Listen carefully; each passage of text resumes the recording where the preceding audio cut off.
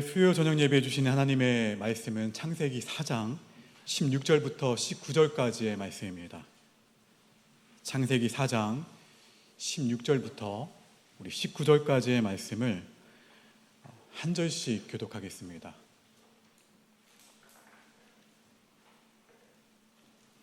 가인이 여호와 앞을 떠나서 에덴 동쪽 놋 땅에 거주하더니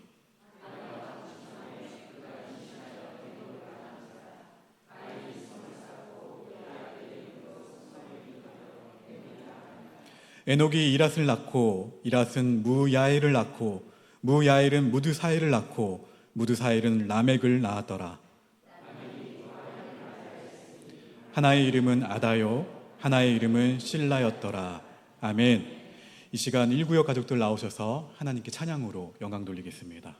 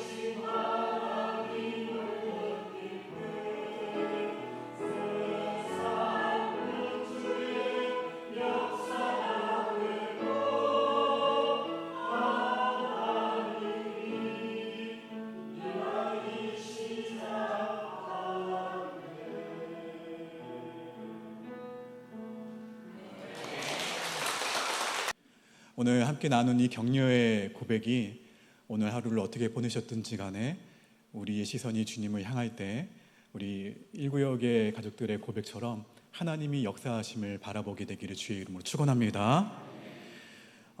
하나님과의 관계가 단절된 가인은 자신만의 족보를 이어나갔습니다.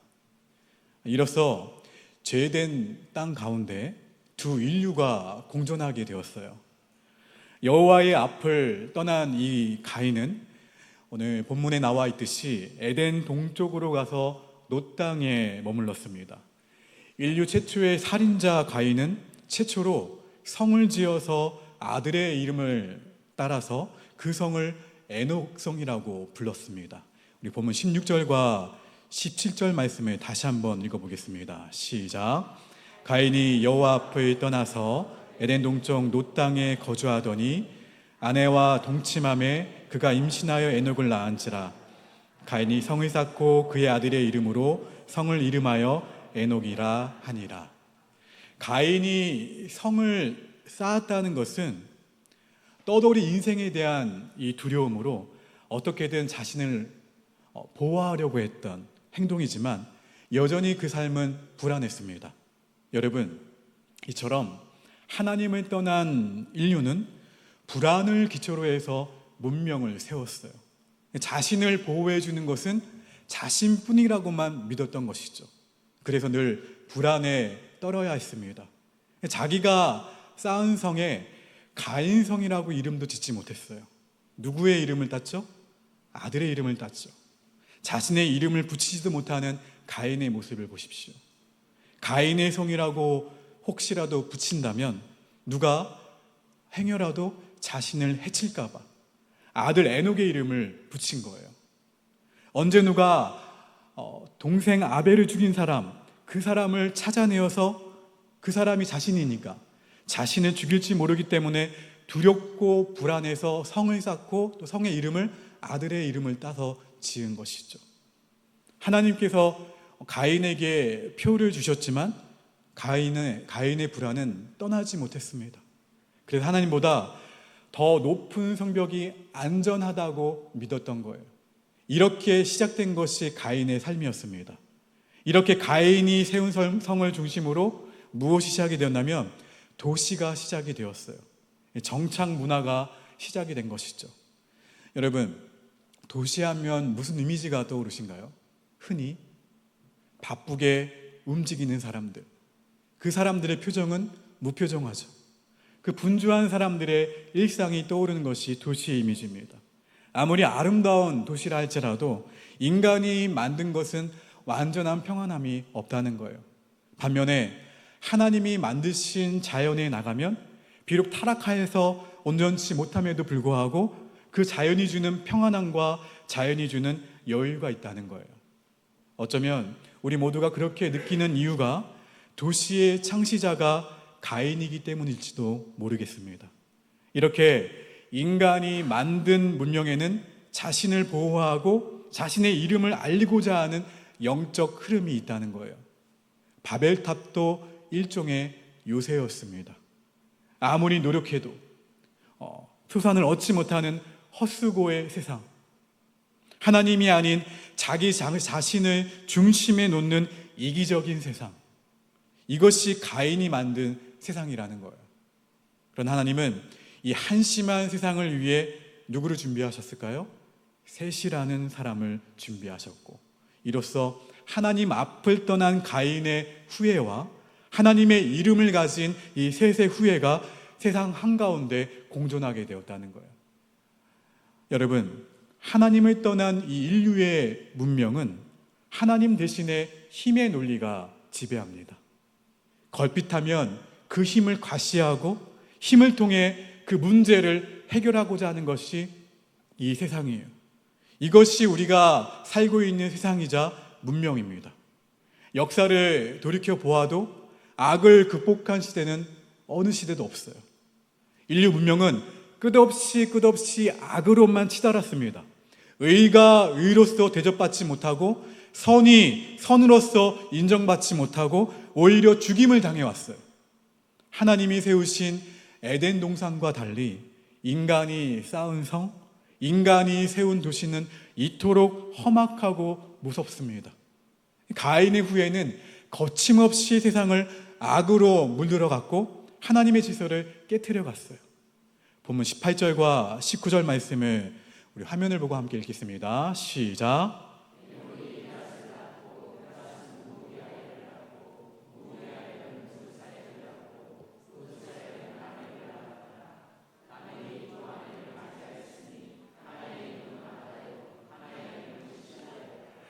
이 라멕의 이름의 뜻은 강한 자, 젊은 자입니다. 젊은 자라는 뜻이 있어요. 강한 자, 젊은 자.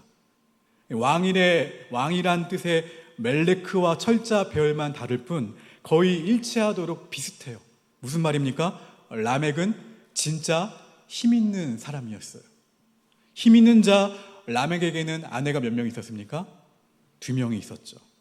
하나님이 맺어주신 일부 일처제를 최초로 깨뜨린 사람이 라멕이에요. 가정이 어떻게 된 거예요? 깨어진 거예요.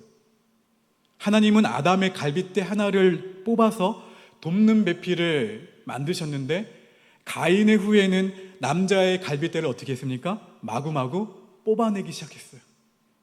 그러니 어떻게 멀쩡할 수 있을까요? 그 허전함을 채우기 위해서 남의 갈빗대를 넘보고 급기야 누구의 갈빗대인지도 헷갈릴 정도로 혼란스러워졌습니다. 창세기 4장 20절 이하의 말씀을 같이 읽어볼까요? 읽어봅니다. 시작.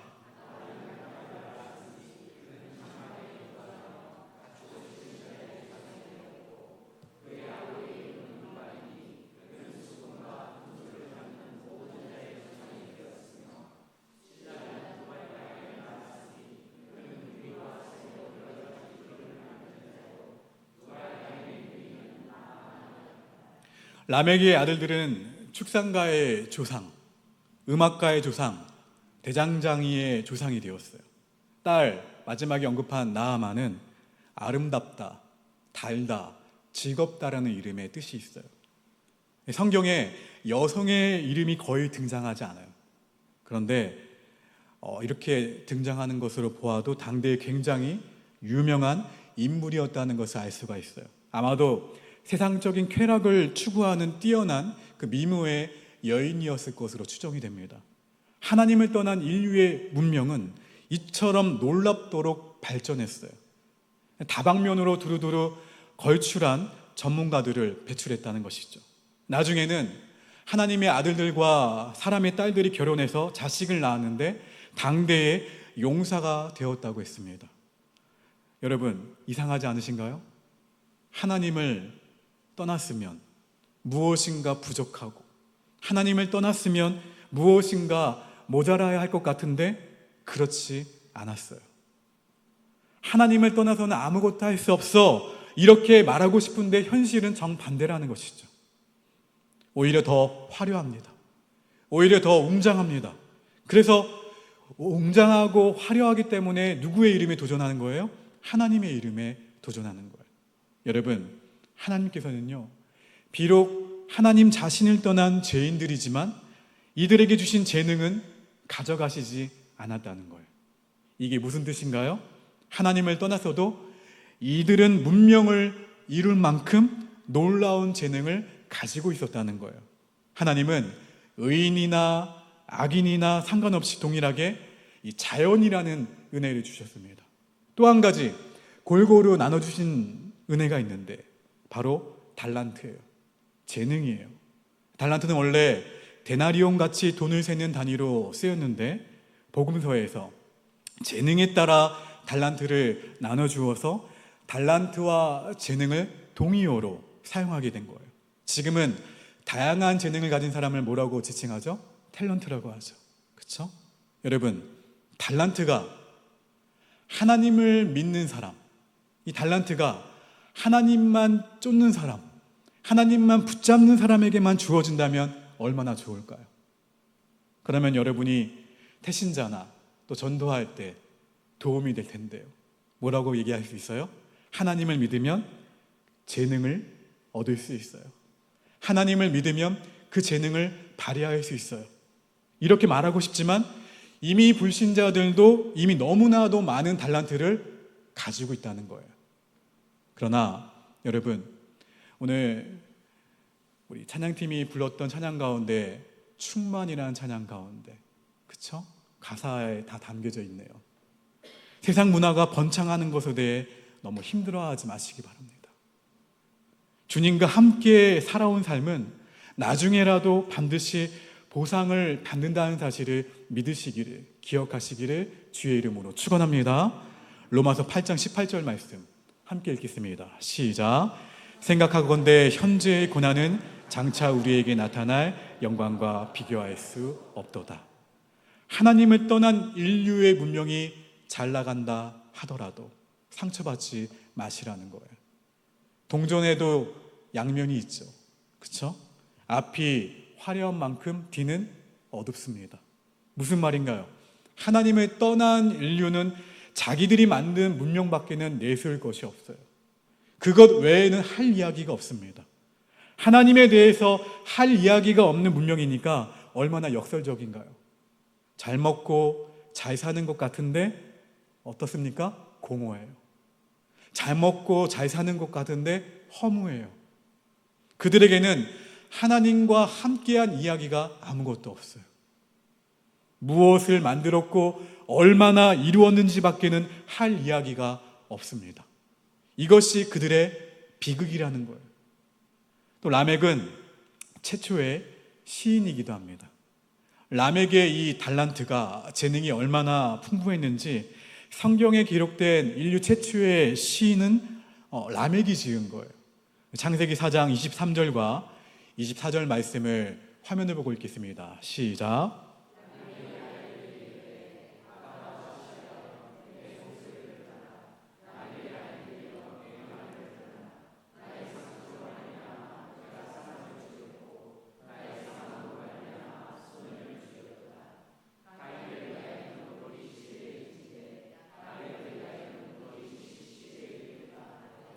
굉장히 잘 지은 시예요.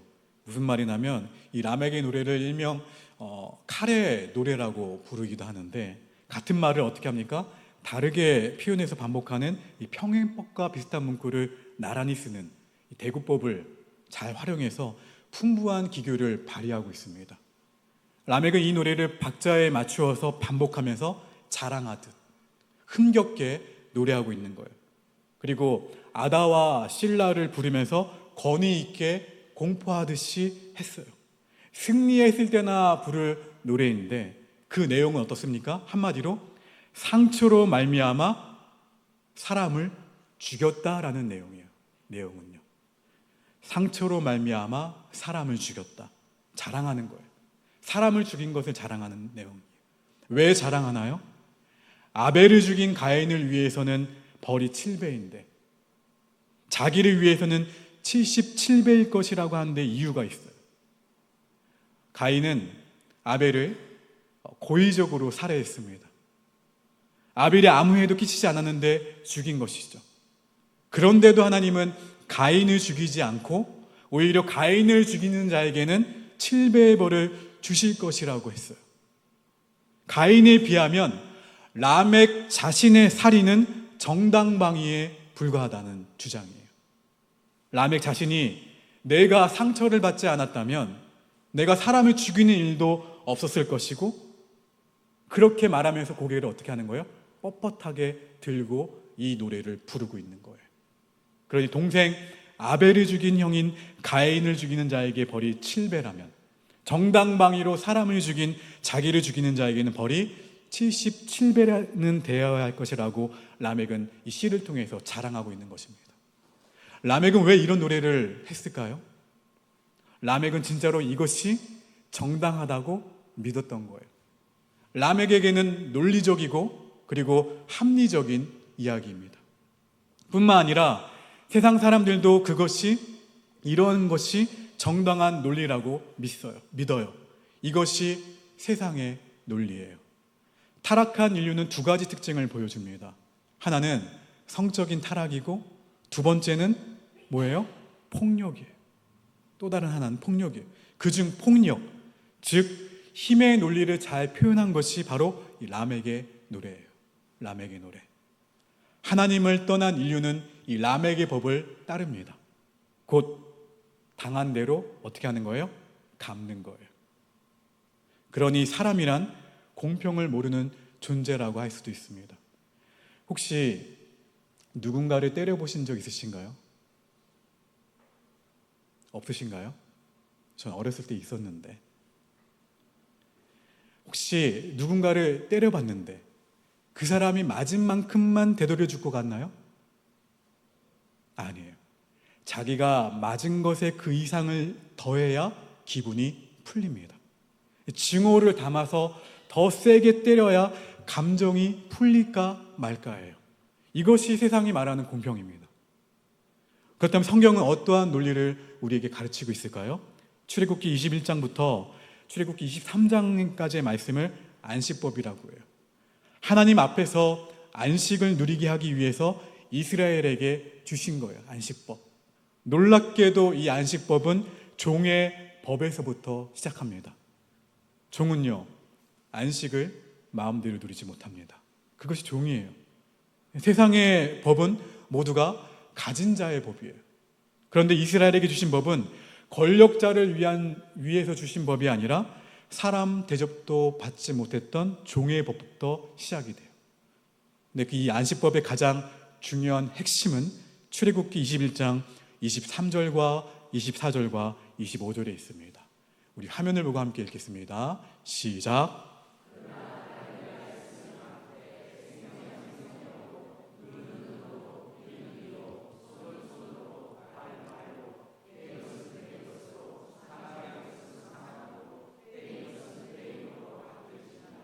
혹시 이 말씀을 또 다르게 또 이해하셔서 그래? 어떤 분들은 이것을 복수를 할 수 있는 근거가 된다고 해서 이는 이로, 그쵸? 그렇게 손은 손으로, 발은 발로, 된 것은 된 것으로 해도 되겠구나 라고 생각하시는데, 여러분, 이건 하나님이 법을 주신 이유를 잘 몰라서 하는 이야기입니다. 이 법이 존재하는 이유는 그 공동체 안에 악을 제거하거나 아니면 그 악을 제어함으로 악의 확산을 막는 데 있다는 거예요. 하나님이 이스라엘에게 주신 이 법은 이 세상에서 람에게 그 힘의 논리로 살지 말고 하나님의 거룩함을 지키라는 의미인 거예요. 우리 사회에서 법이 필요한 이유는 악의 팽배를 막기 위함입니다. 우리의 법은 거기에 목적을 두고 있어요. 악을 제거하고 악을 제어하는 것. 그러나 하나님은 이스라엘 공동체 안에서 죄가 일어나고 그에 대한 벌을 만약 줘야 한다면 눈은 눈만큼, 이는 이만큼 복수해야지 네가 감정을 담아서 그 이상을 어떻게 하지 말라? 복수하지 말라는 거예요. 여러분, 죄인의 특징은 자기 중심적이라고 제가 말씀을 드렸습니다. 사람들은요, 당한 만큼만 벌을 주지 않아요. 자신이 당한 것에 대해 감정이 풀릴 만큼 보복해야만 합당하다고 생각하는 것이 이 세상의 논리예요. 그러나 하나님의 법은 악을 제거하기 위해서 악을 더 생산하지 말라는 의미입니다. 죄가 파생되는 것을 금하는 법이에요. 그래서 안식법은 공평합니다. 하나님의 목적은 악을 제거하는 것이지 사람을 죽이는 것이 아니라는 거예요. 그런데 라멕은 어땠나요? 상처를 내게 입혔으니까 죽음으로 갚는 것이 당연하다고 노래하고 있어요. 그래야 분이 풀린다는 것이죠.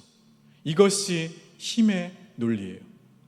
하나님을 떠난 인류는 자신의 그 분이 풀릴 때까지 힘의 논리로 어떻게 해서든지 복수하고 복수의 정당성을 라멕처럼 노래하며 자랑해야 적성이 풀리는 논리를 따른다는 거예요.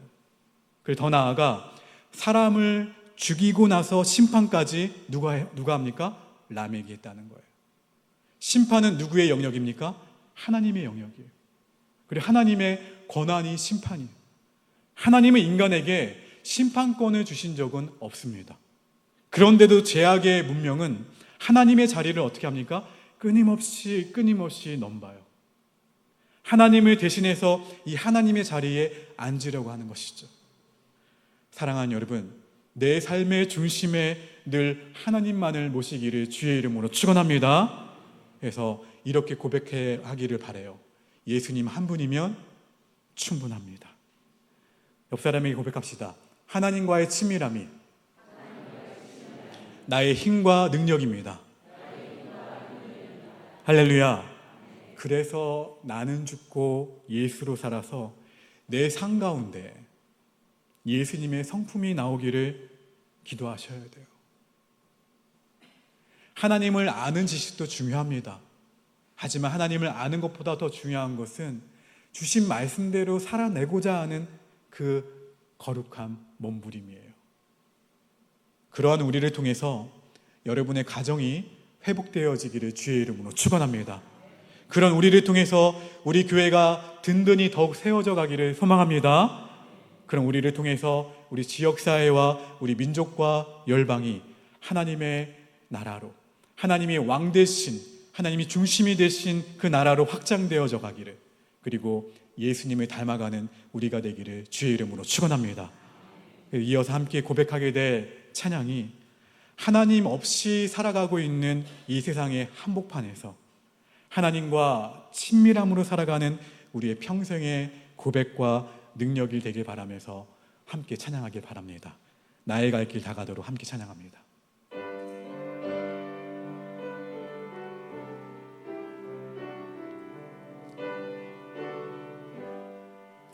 나의 갈 길을 만나든지 만사 형통하리라. 우리 믿음의 사람들의 고백인 줄 믿습니다. 여러분, 근데 이렇게 고백하고 있는 저에게도 부끄러웠던 고백이 있었던 적이 있어요. 하나님을 떠난 가인의 삶처럼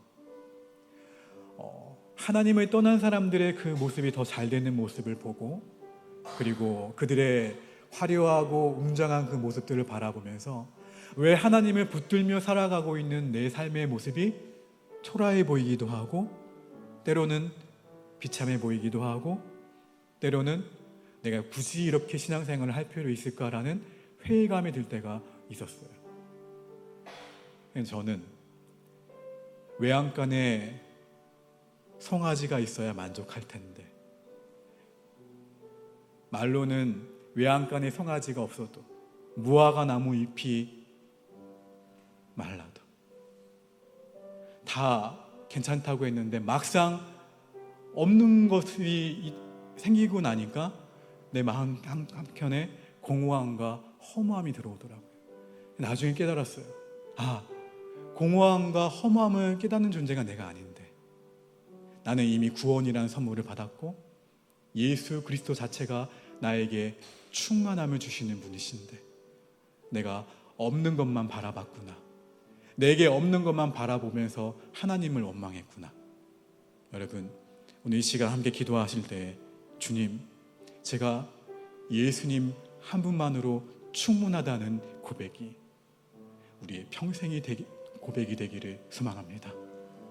내게 없는 것으로 내가 실망하거나 좌절하거나 아파하는 존재가 아니라, 내게 가장 왕 되신 그리스도 예수 그리스도를 내게 주신 그것을 붙잡고 살아갈 수 있도록, 내가 십자가 복음 붙들고 그 복음을 살아내고 복음을 전하는 사람이 되도록.